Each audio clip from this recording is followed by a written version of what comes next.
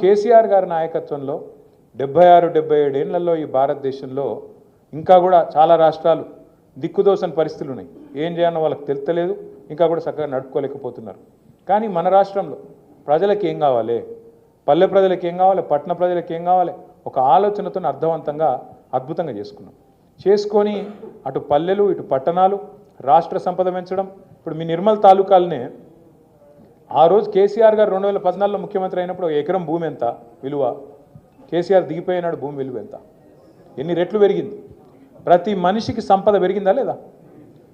భూమి ఉన్నోళ్ళు అయితే, భూమి లేదు లేదా ఇంకా ఇతరత్ర ఉంటే కూడా ఏదో రూపంలో పెన్షన్లు ఇచ్చుడో, లేకపోతే కళ్యాణ లక్ష్మి ఇచ్చుడో, కేసీఆర్ కిట్ ఇచ్చుడో, రైతు బంద్ వేసుడో, ఇంకోటి రైతు బీమా ఇచ్చుడో, ఏదో ఒక రూపంలో ప్రతి మనిషికి ఏదో ఒకటి సాయం అందింది. ఆఖరికి ఒక ముస్లిం కుటుంబం ఉంటే రంజాన్కు పైసలు ఉన్నాయో లేవో అని చెప్పి వాళ్ళకు కొత్త బట్టలు పెట్టిండు కేసీఆర్. రంజాన్ తోఫా అన్నాడు దాని పేరు. బతుకమ్మ చీర ఇచ్చి దసరా అప్పుడు ఆడబిడ్డలకు బతుకమ్మ చీరలు ఇచ్చిండు. క్రిస్టియన్లు అయితే క్రిస్మస్ అప్పుడు క్రిస్మస్ కానుక ఇచ్చిండు. అట్లా కులం మతం పంచాయతీ పెట్టలే, అందరిని మనుషులు లెక్క చూసుకున్నాడు, పేదోళ్ళని కూడా కడుపులో పెట్టుకొని చూసుకున్నాడు. మీ నిర్మల్ తాలూకా ప్రజల చిరకాల కోరిక మా జిల్లా మాకు కావాలి, మంచిర్యాలలో కోరిక మా జిల్లా మాకు కావాలి, అట్లే అక్కడ ఉండే గిరిజనుల కోరిక ఆసిఫాబాద్ కుమరం భీమ్లా మా జిల్లా మాకు ఉండాలి, మా తాలూకా కాదు మా జిల్లా ఉండాలంటే మీ పాత ఆదిలాబాద్ జిల్లాలో నిర్మల్ జిల్లా చేసిండ్రు, మంచిర్యాల జిల్లా చేసుకున్నాం, ఆసిఫాబాద్ కుమరం భీం జిల్లా చేసుకున్నాం, 4 జిల్లాలు చేసుకున్నాం. ఎక్కడికో ఆదిలాబాద్కి పోయి కలెక్టర్నో లేకపోతే ఎస్పీనో కలిసే అవసరం లేకుండా మీ కాడనే మీ దగ్గరనే పెద్ద పెద్ద ఆఫీసర్లను తీసుకొచ్చి జిల్లా అధికారులను మీ గడప ముంగట పెట్టినాం. అట్లే జీవితంలో మీరెన్నడూ ఊహించి ఉండరు, నిర్మల్ జిల్లా కేంద్రంలో, నిర్మల్ తాలూకా కేంద్రంలో ఒక మెడికల్ కాలేజ్ వస్తుంది, ఒక నర్సింగ్ కాలేజ్ వస్తుంది, మా పిల్లలు మా దగ్గరనే చదువుకుంటారు, డాక్టర్లు అవుతారు అని మీరు అనుకోలే. కానీ చేసిండు కేసీఆర్.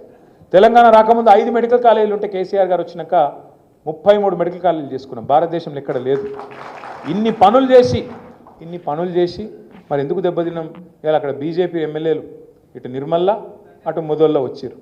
ఒకటే ఒక కారణం, ఎందుకంటే మనం కూడా చక్కగా పని చేయలే, రకరకాల కోపాలు. ఇప్పుడు మీ ఇంట్లోనే 4-5 మనుషులు ఉంటే సాయంత్రం రాత్రికి ఏం తిందాం, ఏం వండుకుందాం కూర అంటే 4 రకాల అభిప్రాయాలు వస్తాయి. వాళ్ళు వంకాయ తిందామంటారు, ఒకటి చిక్కుడుకాయ తిందామంటాడు, ఒకటి చికెన్ చేయంటాడు, దాంతో ఎందుకు పప్పు పచ్చుకులు చేయను ఇంకోలంటారు. 4 రకాల అభిప్రాయాలు ఉంటాయి. ఇంత పెద్ద పార్టీ మనది, 60 లక్షల మంది కార్యకర్తలు ఉన్న పార్టీ, ఇన్ని వేల మంది నాయకులున్న పార్టీ. ఆన్నో ఇన్నో చిన్న అభిప్రాయ భేదాలు ఉన్నాయా? ఉంటాయి. నాయకత్వ పోటీలు ఉన్నాయా? నాకు టికెట్ కావాలంటే నాకు టికెట్ కావాలని డొల్లి ఉండదా? ఉంటుంది. కానీ ఒకళ్ళకి ఇస్తే నేను ఇంట్లో వంట, రేపు ఎంపీటీసీ జెడ్పీటీసీలో కూడా గదే అయితే మళ్ళీ మీకు ఇట్లే ఉంటుంది మన పరిస్థితి. ఎవరికి టికెట్ ఇచ్చినా, ఎవరికి బొట్టు పెట్టినా మిగతా అందరం ఒకటి కావాలి, ఆయననే క్యాండిడేట్ కాదు నేను క్యాండిడేట్ అన్నట్టు తిరగాలి. అట్లా అయితే గెలుస్తాం తప్ప ఇక రైతులు మంచిగా ఉన్నారు, వీళ్ళు మంచిగా ఉన్నారు, అందరు కేసీఆర్ మళ్ళీ రావాలని కోరుకుంటుర్రు, నేను ఇంట్లో దుప్పటి కప్పుకొని వండుకుంటే కూడా గెలుస్తా, నేను తిరగపోతే ఏమవుతుంది, నేను ఒక్కరిని తిరగపోతే ఏమవుతుంది, ఏమైనా ఆగుతుందా అని మీరు అనుకున్నారనుకో, మళ్ళీ మొన్న ఏమైందో మళ్ళీ అదే అవుతుంది.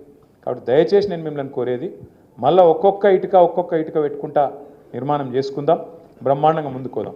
ఈ కేసులు పీసులు వీటికి భయపడేది లేదు. ఎందుకంటే ఈ లొట్ట పీస్ కేసులతోని ఆ లొట్ట పీస్ ముఖ్యమంత్రి గారు పీకేదేం లేదు, వాంతన అయ్యేది కూడా ఏం లేదు. ఆయన కథ అయిపోయింది. ఆయన కథ అయిపోయిందని నాకు నీకే కదా ఆయనకు కూడా ఎరికైపోయింది. అందుకే దీపం ఉండగానే ఇల్లు చక్కగా పెట్టుకోవాలని చెప్పి పైసల సంపాదనలో పడ్డాడు తప్ప ఆయన దగ్గర విషయం ఏం లేదు. ఒక్క గ్యారంటీ కూడా అమలు చేయబోడు ఆయన. ఎందుకంటే ఆయనకి ఇంట్రెస్ట్ లేదు. మొత్తం మనం ఆడబిడ్డలు ఎదురు చూస్తాను, ఎప్పుడు చాలు చెప్తాడు 2500 రూపాయలని. 1 కోటి మంది మహిళలనట ఈ మగోడు కోటీశ్వరులని చెప్తారట. కోటీశ్వరులని చేసుడు వేరు. ముందు ఆ నెలకు 2500 అయితే నెలకు 2500 ఇవ్వాలని చెప్పి 18 ఏళ్ళు నిండిన ఆడబిడ్డలు ఈ రాష్ట్రంలో 1,68,00,000 మంది ఉన్నారు. వాళ్ళు ఎదురు చూస్తాను. ఏం చెప్పిండి ఈయన? అత్తకేమో 4000, కోడలకు 2500 ఇస్తా అన్నాడు.